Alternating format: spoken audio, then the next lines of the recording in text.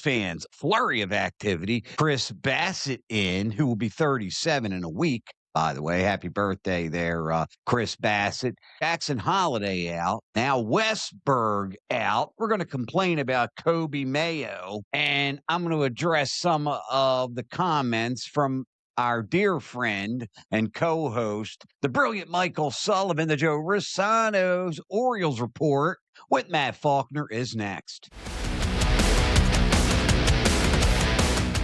Welcome to Joe Rosano's Orioles Report, where we're really in a mood to complain today. And speaking of which, we're going to start right here. Matt Faulkner, what say you, sir? So, Joe, I need some time right now to get some things off my chest. I need to vent to you. Do I have that permission? Hit him. 100% hit him. Because I'm going to hit Michael Sullivan here. So, yep, Okay, you go. so we're gonna take turns here. So, need to vent a little bit of frustration. Coby Mayo, Mike Elias, I'm talking to you directly, sir. Play him. Play him. If not now, then when? That's the question that I would love to ask Mike Elias about Coby Mayo, right? We've all seen the reports. Jackson Holiday is going to miss time. He doesn't seem like he's going to miss probably more than 3 to 4 weeks, hopefully. But nevertheless, there is going to be opportunities for Coby Mayo for the first time to get consistent playing time, okay? If I am Craig Albertnez on opening day and I'm setting my opening day lineup, and this was with Joeand Westberg being healthy. Joeand Westberg is playing second base, which he played 41 times in 2024. He played 16 times last season. He's played that position before. And Coby Mayo is playing third base. Coby Mayo is playing third base. He was drafted as an infielder playing third base. He came up through the system as a third baseman. Play the man. Play him. Because what they're doing to him is organizational malpractice, and I'm over it. I'm over it. So you look back over it last season. You look back at last season, and it was a lost season with all the injuries, right? It was a perfect opportunity to get a look at what Coby Mayo could do playing consistently. And the Orioles really did not do that until the month of September. And what did he do? 73 at-bats in the month of September. He was a 300 hitter. He was a 300 hitter. And then what do they do in the offseason? They bring back Mountcastle. They sign Pete Alonso. Where is he supposed to play? Where is he supposed to play? You either play him or you trade him. Play him or trade him. Don't let him sit on the bench and rot. That's all that I'm asking. Don't send him to AAA. Either play him or trade him. That's all that I got. Nothing else he's going to learn down there at AAA. Nothing else. Okay, now, you're right. You are. And when you are, I'm going to say you are, and you are. Really, if I'm Coby Mayo's agent, I'm on the phone right now with Mike Elias. No, I'm on the phone with Mike Elias last season.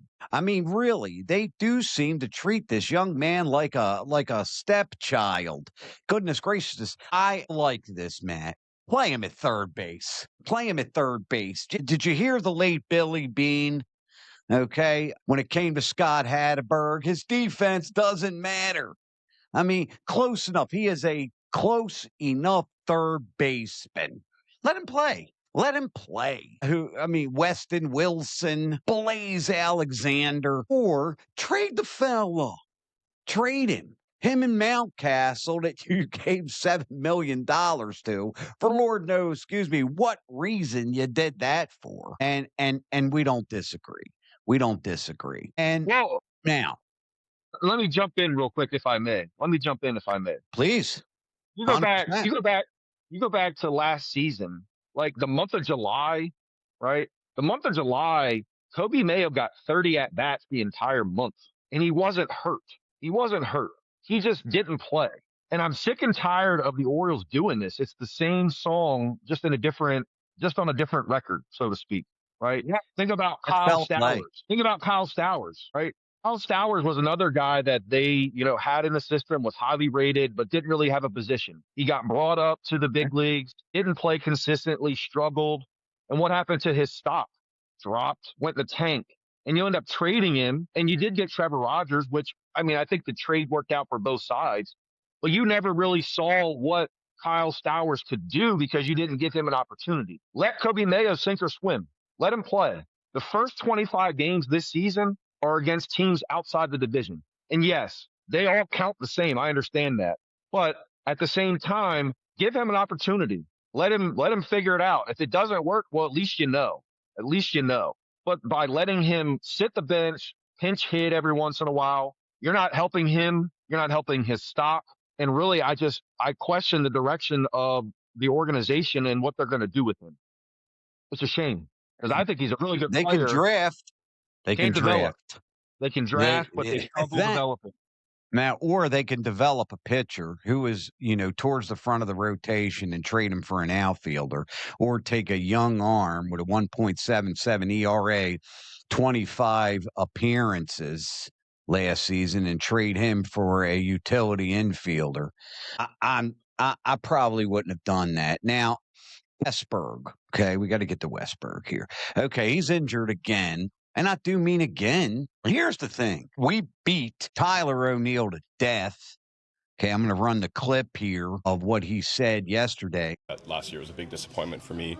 I don't feel like that's a representation of me, my skill set and the quality of player that I am and what I can bring to this ball club. I know there's a lot more in the tank.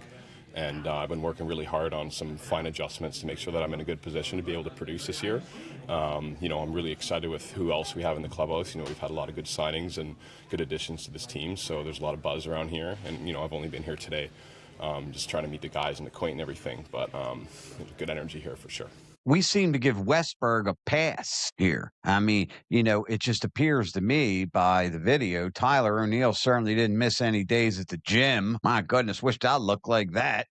And he seemed to be having a good hair day. But Westberg's hurt all the time. Young man's hurt all the time. Hurt in 2024, hurt last year, hurt now. It's a concern. It is a concern, right? Yeah, I mean, at the end of the day, Tyler O'Neill, okay? He can help. He can help. He's got good power, especially against left-handed pitching. He can help. But, I do not, my gums are still bleeding, as I'm sure yours are, from the 2025 season where every time you turned around, somebody was injured. For God's sakes, what is the matter? What's going on? And it's all around Major League Baseball. And yeah, at the end of the day, unfortunately, I guess injuries happen. But, I just can't help but think that, really, think about this. Westberg gets a pass. Maybe the fans just like him better. Well, but I think he's hurt as much as Tyler O'Neill is. But I think the difference is this. Westberg gets hurt because he plays hard. Like, he's diving headfirst into a bag, stealing, and he, jams a finger. He rolls an ankle around in the bag. Like, he's playing hard. He's not getting hurt. Yeah, it's not general soreness. General soreness, yeah. It's like, you look at Tyler O'Neill and the trips that he took on the injured list last season, it's like that's PT. Neck inflammation. Like, you got a sore neck. Like, and a sore neck, like, I hate it. I hate having a sore neck. I wish I could miss 2 weeks of work because I woke up and my neck was sore. Yeah. Shoulder inflammation. It's like you're not to say that those injuries aren't real, but it's not the same. I'd rather have Joeand Westberg, who's given everything he's got. He's hitting the ground ball and he's running it out every time. He's diving into a bag. He's getting hurt that way. I mean, that's unfortunate, but you live with that as opposed to the guy that, you got a bad back and, a sore neck, playing terrible defense, striking out, hitting 199. I don't have any patience for that. To me, I would eat the contract and I would have just sent him packing. You knew when you signed him with the opt out that if he had a bad year, he wasn't going anywhere. The sad part is he's the second highest paid Oriole besides Pete Alonso. So, 16 million a year. You bet. But you're to me, he's clogging up a position. And I mean clogging up a position. I mean that in every, manner. Terrible defense. He can hit left-handed pitching great, but how many lefties do you see in a season versus right-handers? Yeah, well, he was, and I'm using the word was, he was a Gold Glover. He won a Gold Glove in the outfield. Okay? Yeah, so did that's to me that argument. I don't. It's like how many All-Star games was the guy in, and the fans just rigged the votes, or Pro Bowls. It's like Gold Gloves. Derek Jeter won a lot of Gold Gloves. I got you. Popularity contest. Like, I don't know. I'm living in 2026. I don't know when he won the Gold Glove, but I haven't seen that out of him in the stint with the Orioles. Well, Let me tell you what I did appreciate. Okay. Uh, Tyler O'Neill did take full responsibility for everything. I mean, he said, "Hey, look, I didn't pull my weight. This was my fault," et cetera, et cetera. I mean, you got to give the young man that. And he's a young man to me. But that's the thing. I got to remind those fans, okay, and you, Matt Faulkner, guy's a quality player. 31 home runs in Boston, 2024. I mean, again, the fella is going to help if he could stay healthy. For the love of God, look, do calisthenics if you're watching. Tyler, get out of the gym. Put the darn barbells down, sir. Look, take my word for it. You're big enough. You look good enough on the beach. Okay, you don't need any more. Chris Bassitt. Okay. Well, our dear friend Michael Sullivan, all right, if you're watching, Chris Bassitt, a week from today, will be 37 years old. He's born in 1989. Okay. My third summer in Ocean City, Maryland. I was 20 years old, good looking. He broke down right around the 12th of September. I made a comment like he was out for the entire month of September. Okay, let me clarify here, since it seems, again, our dear friend, the brilliant Michael Sullivan, and I'll give you a chance to respond to this when we have a show later in the week. He needs me to prove things in a court of law. He's asking for discovery and disclosure now. So breaks down on the 12th against the Orioles, taken out for a lower back inflammation. He pitched, I believe, on the 18th, didn't get out of the 5th inning. Okay. Then they shut him down the rest of the season. And then the postseason, he made no starts and he missed the division series and he pitched out of the bullpen in the ALCS and in the World Series. Okay. And I think, Michael Sullivan, if you're watching, correct me if I'm wrong. I'm sure you will. Did the Orioles bring him in? And you tell me, Matt Faulkner, as an innings eater? Is that what Chris Bassitt, who will be 37 in February, when you got Boz, who had Tommy John a couple of years ago, you got Bradish coming off of Tommy John, who Mike Elias has already said they're going to be monitoring him. You got Eflin coming back from surgery. Okay. Did they bring him in as an innings eater? Is that, or am I hallucinating here? Matt Faulkner, get me out of this. Well, they brought him in, and I like the move. They brought Bassett in. I think he raises the floor of the rotation. He does. He is one of 4 pitchers in Major League Baseball over the last 4 seasons to throw 170 innings every season for the last 4 years. Framber Valdez, Logan Webb, Kevin Gossman, Chris Bassitt. So yeah, he's brought in because he's going to cover a lot of innings. Now he is 37 or will be 37. So you're crossing your fingers and praying and hoping that he stays healthy because as we know, as pitchers get older, they break down. So that is a concern. To this, Michael? That is a concern. But I'm also going to tell you that the 6-man rotation, I want to revisit once we get through spring training because I'm not so sure, and I hope that I'm wrong, trust me, because I'm not wishing this, but I'm just saying before we get too far ahead of ourselves with, saying we're going to have a 6-man rotation, all the starters got to be healthy getting out of spring training camp. We've mentioned Zach Eflin coming off a back procedure that's not very common for a pitcher. So I wonder, as good as he says he feels and as good as the Orioles say that he's looked, are they really going to rush him back to make the rotation in the first week of the season? I'm not totally against the rotation. I just think he claims that though. He says he's going to be ready for opening day. But he can of course say that. It's no different than Tyler O'Neill apologizing for his, Tyler O'Neill apologizing for last season. Like, what's he supposed to say? I don't really give him any credit for saying that because, like, what's he supposed to say? Oh, it wasn't my fault. No, he's stealing money. Just call it what it is. He's stealing money, $16 million a year, and he played 54 games. Like, so I mean, I don't know. Do I think a 6-man rotation at some point can work? Yes, but I think it's more later in the season. Early on, there's more off days. Again, the schedule's not overly challenging. You've got some series against teams that on paper, and I know the game's not played on paper, the Orioles should be able to win those games. They're playing the Pirates, the Twins, the White Sox, like games that they need to win against teams that they're better than. Got to play Like them it's like games. Yeah. 25 games, you don't face a divisional team. You got to win those games. So I want Bradish, I want Rogers, I want them pitching early.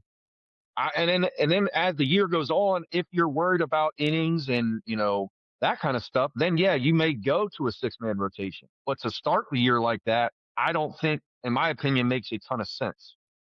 Because I have concerns about the bullpen.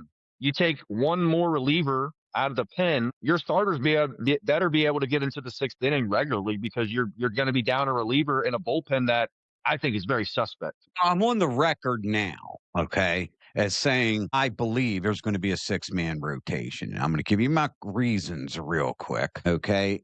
And then I'm going to tell you what people that are supposed to be smarter than me, which I can't imagine that there anyone on earth that knows more about this than me. However, I said 6-man rotation. I said I believe it is going to be a 6-man rotation, because you have to consider everybody comes out of camp healthy, because Michael Sullivan, if you're watching, we can't prove in court that anybody is going to be injured during spring training. So you got Bradish, you got Rogers, you got Eflin, you got Basset they just brought in. Okay. You got Boz, they traded some high-level prospects for. Okay. And you got Eflin. If I counted him already, I'm sorry, I don't think so. Who they brought back. No, Kramer, excuse me. That's 6. Dean Kramer, that's 6. Dean Kramer, if you're watching, Dean, come on the show. He didn't earn a ticket to the bullpen.